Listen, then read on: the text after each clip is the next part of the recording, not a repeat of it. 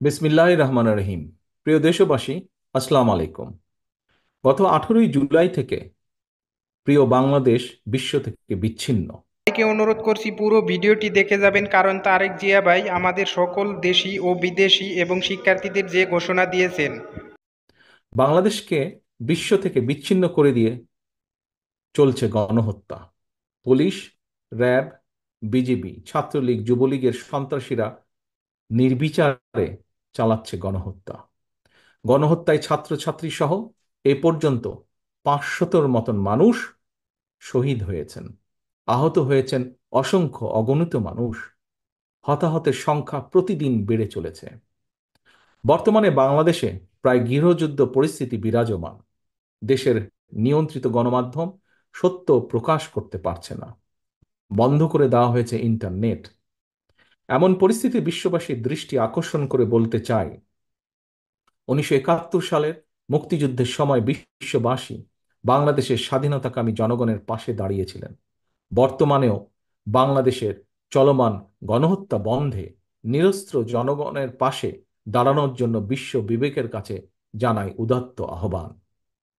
প্রিয় দেশবাসী, শেখ হাসিনার সশস্ত্র সন্ত্রাসীদের বিরুদ্ধে নিরস্ত্র ছাত্র জনতা সর্বশক্তি দিয়ে প্রতিরোধ গড়ে তুলেছে। পুলিশ, র্যাব, বিজেপি কিংবা ছাত্রলীগ, যুবলীগের সন্ত্রাসী বাহিনী লেলি দিয়েও গণ আন্দোলনকে দমনে শেখ হাসিনা ব্যর্থ হয়েছে চূড়ান্তভাবে।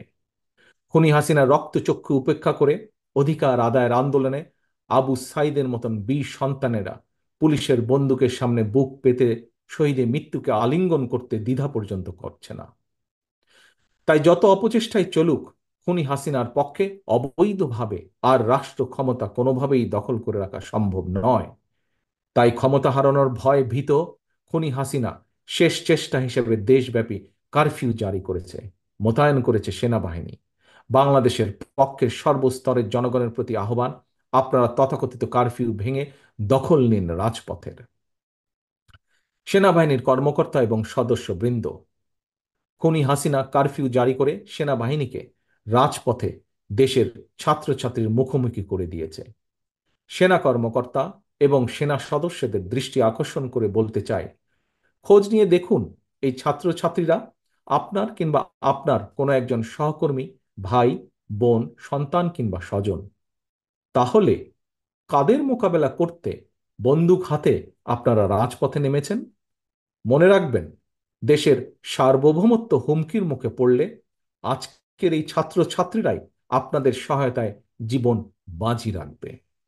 সেনা পরিবারের একজন সদস্য হিসাবে, একজন বীর মুক্তিযোদ্ধার সন্তান হিসাবে আমি আপনাদের উদ্দেশ্যে আরো বলতে চাই, দেশের গণতন্ত্রপ্রিয় জনগণ সেনাবাহিনীর কথা বলার সময় দেশপ্রেমিক শব্দটি ব্যবহার করে। সেনাবাহিনী যদি দেশপ্রেমিক হয়, তাহলে কি নিজের দেশের জনগণের বুকে কি গুলি চালাতে পারে? তাই সময় এসেছে আপনাদের সিদ্ধান্ত নেবার, সেনাবাহিনী কি দেশ এবং জনগণের পক্ষে থাকবেন, নাকি তাবেদারি শাসনের অধীনে নিজেদের মর্যাদাকে ভুলুণ্ঠিত করবেন? আমি আপনাদেরকে আরো একটি বিষয় স্মরণ করিয়ে দিতে চাই, সেনাবাহিনীর প্রিয় সদস্যবৃন্দ।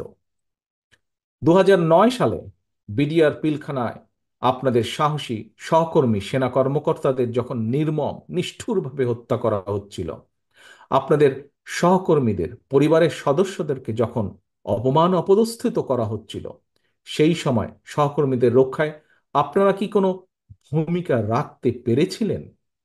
প্রশ্ন করুন নিজেকে, কেন সেদিন পারেননি? কখনো কি নিজের বিবেককে জিজ্ঞেস করেছেন আপনাদেরকে কেন সেই সময় ব্যারাক থেকে বেরিয়ে আসার অনুমতি পর্যন্ত দেওয়া হয়নি?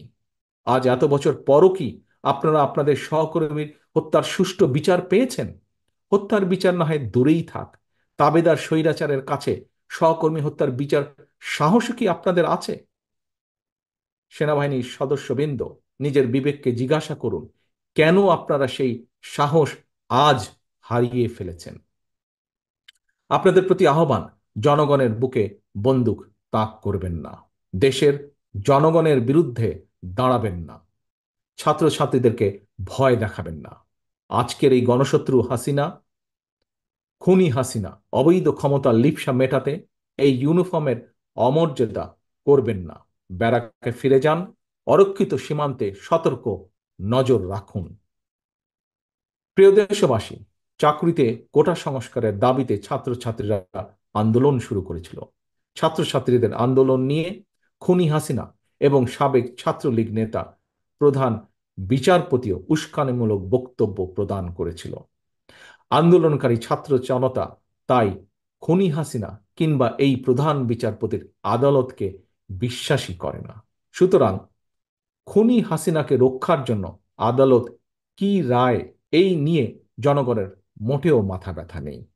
মৃত্যু ভয় উপেক্ষা করেও রাজপথের মরণপণ আন্দোলন প্রমাণ করে দিয়েছে, ছাত্র ছাত্রীদের চলমান এই আন্দোলন এখন আর স্রেফ কোটা সংস্কারের দাবির মধ্যেই সীমাবদ্ধ নেই।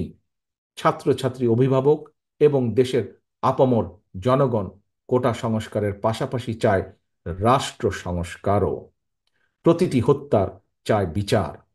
শেখ হাসিনা নিজেই খুনি, খুনির কাছে কিভাবে খুনের বিচার চাওয়া সম্ভব?